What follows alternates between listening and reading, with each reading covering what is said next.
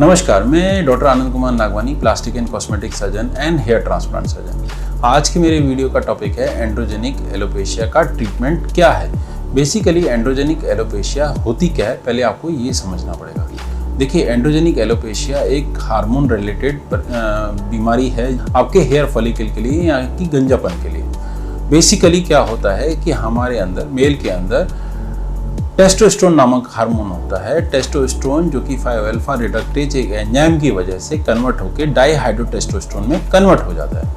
यही डाईहाइड्रोटेस्टोस्टेरोन जो होता है ये हेयर फॉलिकल, ये देखिए हेयर फॉलिकल पर एक्ट करता है ये जगह में। तो हेयर फॉलिकल में ये डाईहाइड्रोटेस्टोस्टेरोन काम करता है और इसी के कारण से एंड्रोजेनिक एलोपेशिया होती है। तो एंड्रोजेनिक एलोपेशिया समझने से पहले हमको ये समझना पड़ेगा कि नॉर्मल हेयर साइकिल क्या होती है। देखिए, नॉर्मल हेयर साइकिल को हम 3 स्टेज के अंदर डिवाइड कर सकते हैं। ये पहली स्टेज आप देखिए, इसको बोलते हैं एनाजन फेज। एनाजन फेज जो होती है एक लॉन्ग ड्यूरेशन की एक फेज होती है हेयर फॉलिकल की।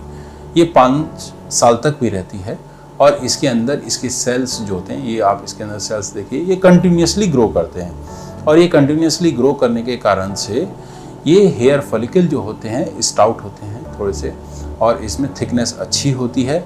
और यह कंटिन्यूसली ग्रो करने की वजह से आप देखिए ये डर्मिस पार्ट जो अंदर स्किन के अंदर का पार्ट है, इसके अंदर तक भी होती है। यानी कि इसकी जो लेंथ है, अंदर स्किन के अंदर की जो लेंथ है, ये एक अच्छी खासी लेंथ होती है।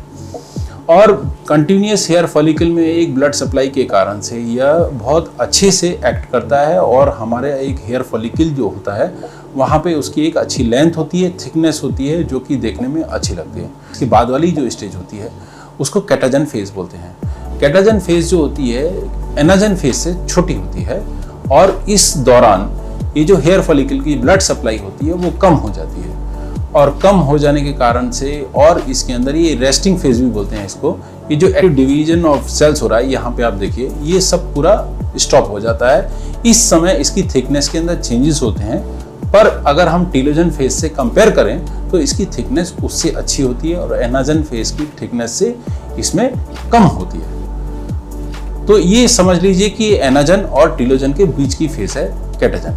ये कुछ समय रहती है, इसके बाद में एक इसकी ही फॉलोड स्टेज आती है या फेज आती है जिसको हम टीलोजेनिक फेज बोलते हैं। ये देखिए ये टीलोजेनिक फेज है। इसमें आप देख पाएंगे कि जो हेयर फॉलिकल है इसके नीचे जो ब्लड सप्लाई है फॉलिकल की, ये इसको छोड़ चुकी है और ये जो फॉलिकल का जो अंदर का पार्ट था, डर्मिस के अंदर का पार्ट, ये देखिए ये छोटा हो गया है और फॉलिकल की जो ब्लड सप्लाई थी वो नीचे रह गई और फॉलिकल ऊपर की तरफ सरकता जा रहा है। शुरू में लगता है कि ग्रो करता है, लेकिन ये गलत है, ग्रो नहीं करता है।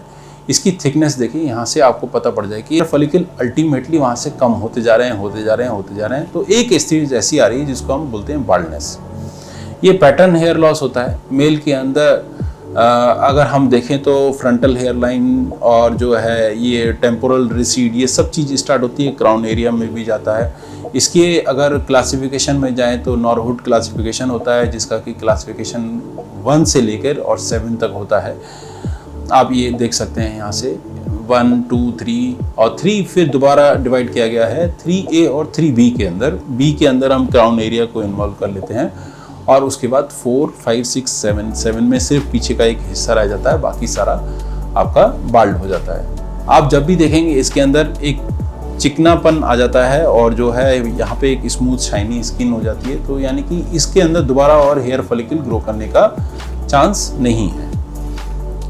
तो अब अगर हम ये बात करें कि ये वापस कैसे आ सकते हैं या इसका ट्रीटमेंट क्या है, तो ट्रीटमेंट इसका जो है हेयर ट्रांसप्लांट ही है और हेयर ट्रांसप्लांट के द्वारा ही नए हेयर लगाए जा सकते हैं, जो कि हमारे पीछे एक डोनर एरिया होता है, यहाँ से हम लेते हैं और डोनर एरिया में बेसिकली हमारे नॉन एंड्रोजेनिक हेयर फॉलिकल होते हैं।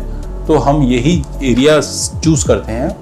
आप यहाँ से देख सकते हैं ये जो चूज़ करते हैं, हम यहाँ से हेयर फॉलिकल लेके उनको सेपरेट करते हैं। 2 तरीके की पद्धति होती है, एक FUE एक FUT होती है।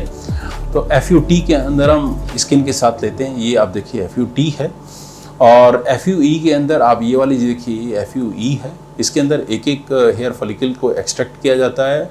लगाने की पद्धति दोनों में एक सामने वाले हिस्से में एक ही है, जिसमें कि पहले स्लिट बनाए जाते हैं। ये देखिए स्लिट बन रहे हैं। इसके बाद हेयर फॉलिकल का इम्प्लांटेशन होता है। ये देखिए इम्प्लांटेशन हो रहा है। ये दोनों पद्धति में सेम होता है।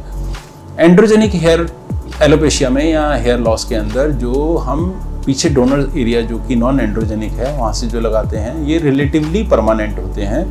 लेकिन ये डिपेंड करता है कि आपका हार्मोन स्टेटस कैसा है, कितना स्ट्रॉन्ग जीन है, आपका कैसा मतलब फैमिली हिस्ट्री क्या है, या कितनी अर्ली एज में क्या है या लेट एज में क्या है। ये बहुत सारे फैक्टर्स इसके ऊपर डिपेंड करते हैं, ये इसका लॉन्जिविटी पे कि कितने साल परसिस्ट करता है, क्या करता है।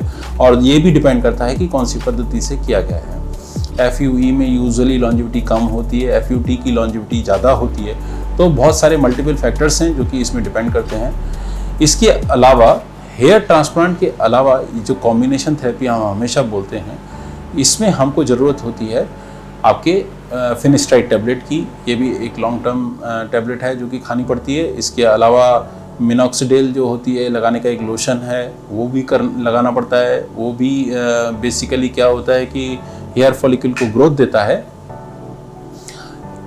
इसके अलावा हम जब हेयर ट्रांसप्लांट करते हैं, एक हेयर उसी समय एक PRP देते हैं और इसके अलावा 5 PRP हर एक महीने के अंतर पे देते हैं, जो कि हमने देखा है कि इसको देने के बाद में रिजल्ट बहुत अच्छे होते हैं। अगर हम बात करें हेयर ट्रांसप्लांट एक चीज़ की या एक पद्धति की, तो इसके अलावा हमको 3 चीज़ों की ज़रूरत पड़ती है, जो कि एक कॉम्बिनेशन थेरेपी कहलाती है, जिसमें एक है आपका PRP और एक है फिनिस्ट्राइड टैबलेट और एक है मिनॉक्सिडिल।